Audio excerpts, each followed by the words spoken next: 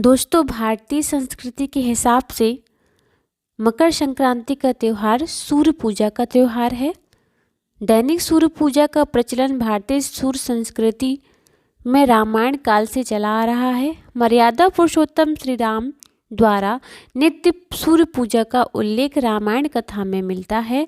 हम राम कथा में यह सुनते हैं कि वह सूर्य पूजा किया करते थे।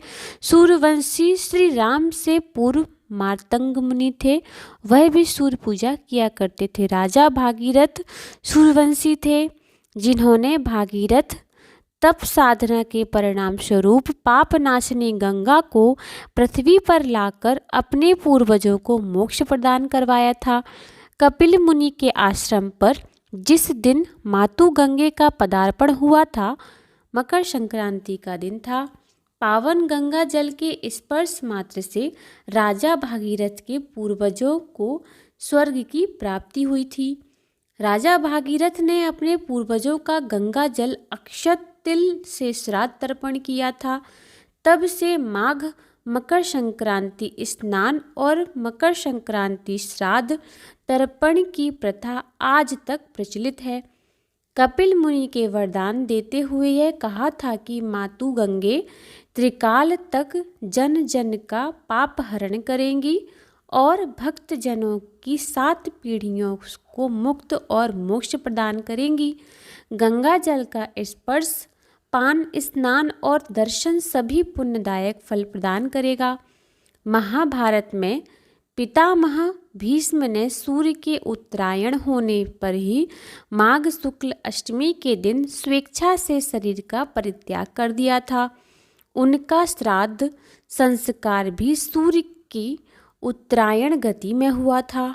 फलतः आज तक पितरों की प्रसन्नता के लिए तिल, अर्घ्य एवं जल तर्पण की प्रथा मकर संक्रांति के अवसर पर प्रचलित है।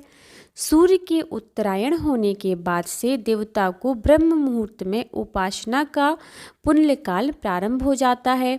इस काल को ही परा अपरा विद्या की प्राप्ति का काल कहा जाता है। इसे साधना का सिद्धिकाल भी कहा जाता है।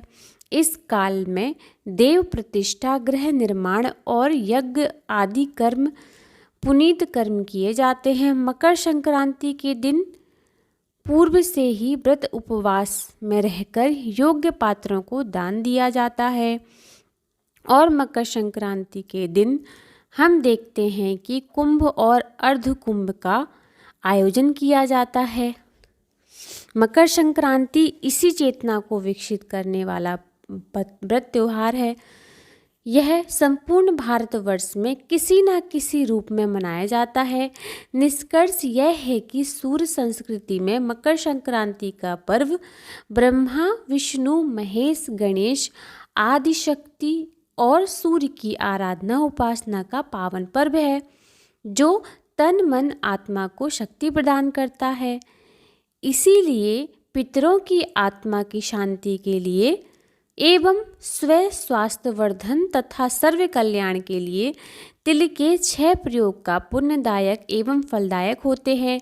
जैसे कि पहला, तिल जलदान और स्नान करना चाहिए, तिल का दान करना चाहिए, तिल का ही भोजन करना चाहिए, जैसे लड्डू बना के खाने चाहिए, तिल जल अर्पण करना चाहिए, तिल की आहुति देना चाहिए और तिल का उबटन लगाकर ही स्नान करना चाहिए। तो ये आपके तिल के किए जाते हैं मकर संक्रांति के दिन।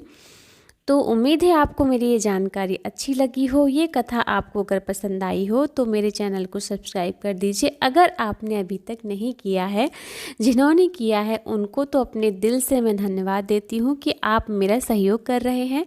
मैं नए व्यूअर्स को भी चाहूँगी कि वो मुझे मोटिवेट करें और मुझे मेरा चैनल को सब्सक्राइब करके मुझे मोटिवेशन दें। Thank you so much for watching my video.